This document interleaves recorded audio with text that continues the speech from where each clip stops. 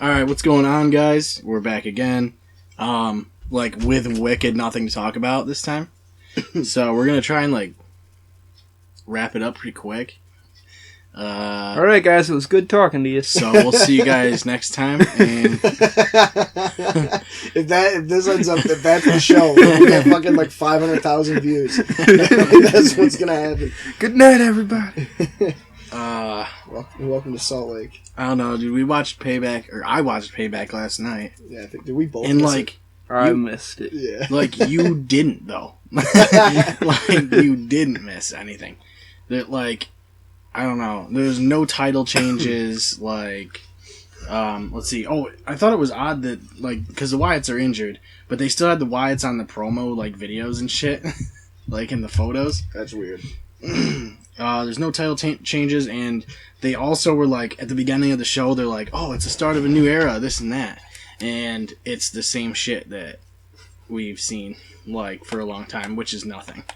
Yeah, from what I've heard, they tried to push that pretty hard, the whole new era thing, which, I mean, since the Raw after WrestleMania, things have seemed to be a little bit different with the whole, basically linked to how they had booked Shane to be in charge of the promotion. I mean, there has been a bit of a renewed focus on the tag division. That can pretty much be chalked up to the success of the New Day, I feel like, but overall, it really does feel like they have changed some things, but overall, from just the perspective of the booking, it really doesn't feel like it's changed that much, and that's the biggest thing that you need to change. Yeah, really. I feel like the biggest real change is just the fact that they brought a bunch of people from NXT. That is the change that they're trying to push on people. I forgot what they were calling it, the era that they were trying to name it. But it definitely implied that it was just new talent. The Twitter era. I mean, they are doing a couple things differently. I mean, you have a lot of guys coming in now that are, keeping their names from the indies, and they're actually acknowledging their backgrounds from there, which is a big change in how they used to present people. Yeah. I mean, and with the Edge and Christian show, it's kind of breaking the walls down a little bit in that's a Chris Jericho pun, I guess. But, I don't know, dude. I just, I don't feel a serious, change, at least right now. I guess maybe eventually it'll come. But it seems like right now it's, still pretty much stagnant in the same programming we've seen. I feel like we'll find out whether or not it's a big change by SummerSlam, at least. Even with Raw, it really didn't carry anything out or really... No. I mean, I don't know. I just felt with Payback, there was not really... There's no title changes, so all the matches were essentially pointless, and there was really only two that were, any good. And, I mean, Kevin Owens was, probably the highlight of the entire show. The Reigns match wasn't bad, but it's just the way that they went about it. With two restarts and fucking, having Reigns win with a single spear after multiple forearms from AJ. Mm-hmm. It's I don't know. It was kind of shot in my opinion. But I don't know. For me, Payback was a 3. I was so hard. It was hard for me to to even pay attention to most of it. It was shot. And then they did the Bret Hart angle. They could have done so much more with that. But they just have Natty not tap, and then the referee rings the bell and it's over. So they're oh, Montreal Screwjob again. And that was the fucking way they ended the angle, basically. Yeah, that's about the 4th or 5th time they've gone to that well in just, probably I'd say the past 10 years or so, with a reference to the screw job, and it's really uninspired at this point. It's been seen before. And yeah, we know that happened. I'm not even sure it's the first time it's been done with Bret Hart involved in the past few years. Yeah. I mean, it was just a waste of his appearance, kind of, in a sense. I don't even know. Raw was a blur to me because I primarily played Rocket League. Yeah. It was a better use of your time, realistically. The only thing I really enjoyed from Raw tonight was the the Battle Royal for the number 1 contender. I thought it was... I was pulling for Zack Ryder the whole time. Especially thought he was going to win when it came down to him and then the League of Nations. And the League of Nations started attacking each other, but right at the very end, Rusev eliminates Zack. But I guess it'll be kind of cool to get Rusev back. Yeah. In the spotlight. I always enjoy watching him. He's hilarious on the mic, even though sometimes he doesn't try to be. Yeah, I'm interested to see Rusev in there again. Yeah. I mean, because, like, it's so weird, like, they had him be, like, the guy that no one could beat for so long. Yeah. And then all of a sudden he's, like, just not anywhere on the card, like, super low. Fucking just another member of some random faction that doesn't do anything. Yeah, that was the problem with the League of Nations. I mean, there's 4 guys, really, that should be right at the top of the card, and they just continued to have Barrett be the pin monkey, and not that they haven't had him fill that role for years anyhow, but right. Sheamus and Del Rio and Rusev, they're all supposed to have that power level to have them right at the top of the card, and as soon as they stick them together, they existed to be fed to Roman, and it showed. And it kind of didn't help that I feel like they didn't have much chemistry. It felt like every match they were in as the League of Nations felt like it was just thrown together. It was just very boring to watch them. It really was. Like, I feel like it was just like the heel team to, like, for the sake of being in the match. Mm-hmm. Like, there wasn't like a tangible storyline or anything to it. No. Enzo got injured, like, very early during the pay-per-view. Like, I feel like the match was probably only like 2 minutes before he got hurt. And he basically got knocked unconscious, and I guess it was just a concussion, and I can't imagine he is out for super long, because, I mean, he was out of the hospital by the time the show was over. Mm-hmm. So I'm hoping that he's back soon, because they have all kinds of fucking momentum right now. Especially they're seriously, like, them in the New Day is going to be gold. Like, it's the only way they can do it. Yeah. Especially with Big Cass and the New Day beating the Vaudevillains. Yeah, and like even like Big Cass was getting a crazy pop just from the hot tag that he got tonight. Yeah, I feel like this is certainly earlier than you would have expected to see Cass get that singles shine with Enzo being out the way he was, but I didn't expect him to do as good as he did with it. I mean, I knew he could work decently, but it was almost as if he did a better job. It was the role you used to see Roman Reigns play with the Shield, where he's just that hot tag and comes in and wrecks house, and he did at least as good of a job with it as Roman did back during the Shield run. Yeah, and it seemed like it would be, like, if Roman's skill set was that, he would have been over a lot more, like, considering the push he got. Yeah. Because, I mean, I feel like Roman just had a limited number of techniques that he used.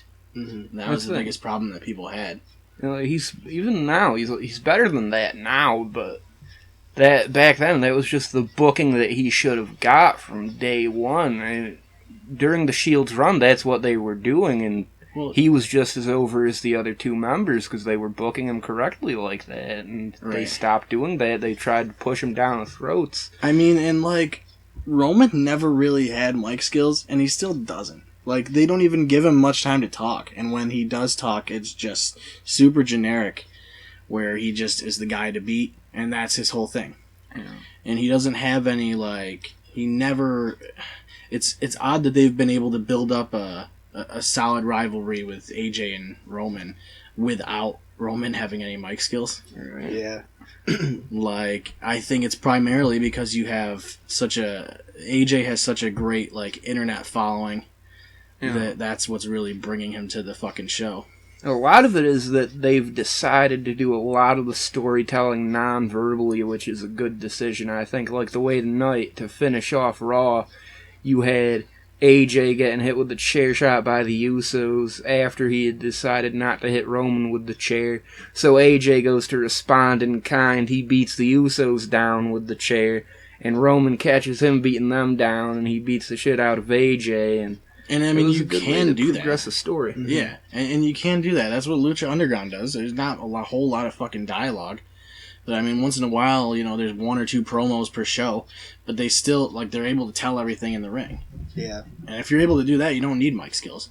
Well, that's what they needed to have been doing with Roman for this however long. They just haven't been. But now, hopefully, they finally learned their lesson. They've been booking him a little bit better since the lead up to WrestleMania.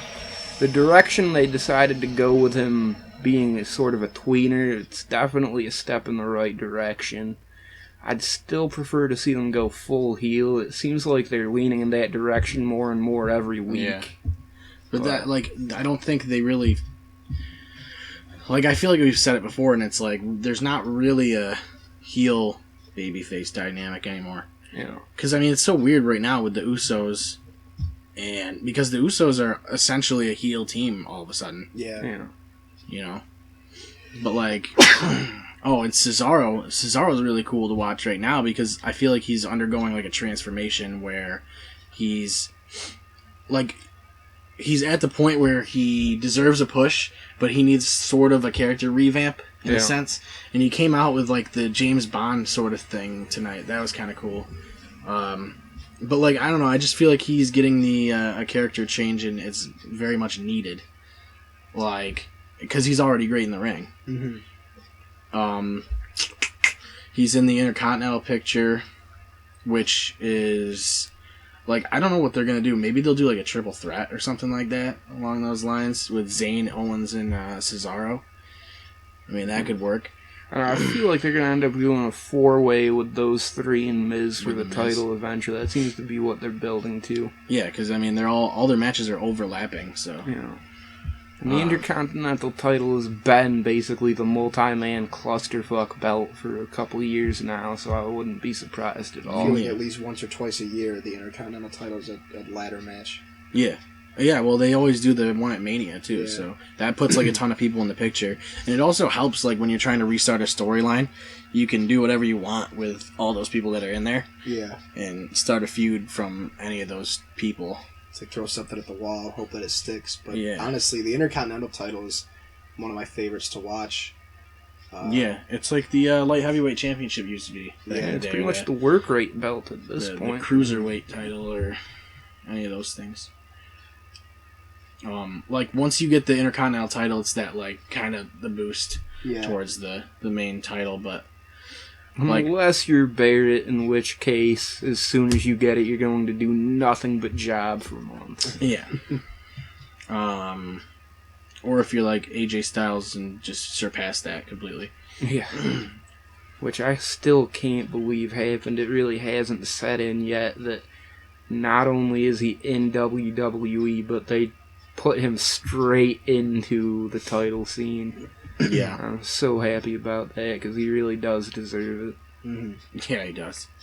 So Lucha Underground, we didn't even talk about that last time. But Rey Mysterio is in a trios team with Prince Puma and I want to say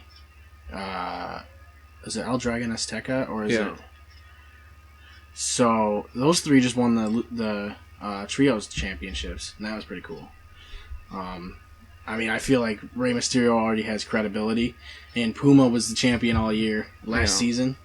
So, I mean, I guess that's cool to give him the belts. But it's going to be interesting to see how, who's going to take that off of him. Like I said, is probably the highest, combined power level that a trios team has had so far. It's almost bullshit. It's almost like an OP fucking, Madden team. Because, I mean, Rey Mysterio's pretty much, he seems like he's going to be one of the top guys. I mean, he pretty much has to be because he's Rey Mysterio. Prince Puma is Prince Puma. Yeah. He's already had his run. And then Dragon Azteca was the wild card, and he has actually looked quite impressive in the limited action that he's had so far. Yeah, and it's and I think what they're doing also is the Cueto versus Katrina thing is kind of cool.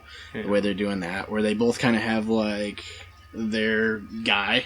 Yeah. Because, like, you had Muertes, who was, like, the big dude the entire time for the first season, and now you have fucking Matanza, who comes in, and they, like, clash. And that match was really cool. Like, I feel like the Flatliner through the office was, like, obviously the highlight. Yeah. But, like, it's weird, because when you have two huge guys, it's hard to, like, choreograph a match.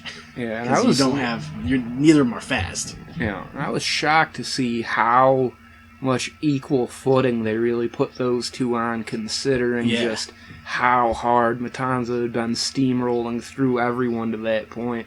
And they did a good job in Aztec Warfare of keeping all the top guys away from Matanza, even if it did result in some guys getting eliminated a little bit early. But they managed to keep the important matchups fresh, and it helps to see Matanza's run after that. Like, it's weird because you got Matanza who, like, it seems like now, like, no one can beat him except for Muertes. Like, he's the only guy on that level. Yeah. So you got to kind of roll with that feud, which, I mean, is perfect because you have you have Cueto and Katrina that are both trying to run the temple, and it really works out well. Yeah. And the Trios Championship, that's always, like, interesting to watch because that's fucking different. Like, and their teams, like, just the talent in fucking Lucha Underground alone, like, the fact that you can have 3-man teams and, like, a 4-way 3-man team match is fucking sweet. So, like, and Jack Evans is a badass. I want to say that. Because Jack Evans is so fucking sweet. Like, I think we said it in the last episode, but him and Kevin Owens are, like, fucking awesome. Mm-hmm. Because of the fucking, like, in the match, just how vocal they are. You know what I mean? The banter is unbelievable. That's like the way you got to do it nowadays if you're gonna be a heel. It makes you like a lovable heel in a way. So I don't know. There's really, like I said, there's not a shit ton to talk about tonight. So it's gonna be a fucking quick episode. Anything else? I already said all I wanted to say. Yeah, I don't think I have anything else to really hit on. Just on a completely unrelated note, I gotta give a shout out to the Leicester City football team with 5,000 to 1 odds for them to win the Premier League, and sure enough, they are your EPL English Premier League champions. Well, that's. You heard it here, folks. That's one way to go. Like, that entire city is fucking overdosed on alcohol. Guaranteed. Yeah. Guinness has gone out of business because they can't keep up with it. Leicester City rocks. Leicester City rocks. Break out the kazoos, baby. Where is the kazoo? I thought we had one. Yeah, we got one. It's gone. It's gone. Big ups for probably the biggest upset in sports history. I don't know if we have anything else wrestling related to discuss, so I wanted to get that out of the way. Camp WWE is not wrestling related because it's shit. I made it through, like, the trailer. Honestly, like, I watched, like, the first half, and I was like, this is literally a kid's show with swearing. Like, which makes absolutely no sense. Yeah.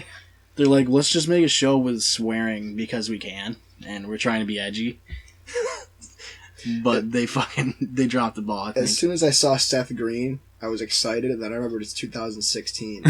so I'm not anymore. And that's unfortunate because, I mean, you've got Edge and Christian's show on the network, and they're killing it, and then you just got Camp WWE, and they have a high bar to clear, and that doesn't seem they can. I mean, I'll give them the benefit of the doubt because the Edge and Christian show had a weak first episode as well, but that's true. It doesn't look promising. Yeah, I'll probably watch the second episode just to see if it picks up at all, but I don't know. I'm not buying it. So with that, I guess we'll wrap it up because it is a fucking slow news day. Same. In the wrestling world. So, same. Same.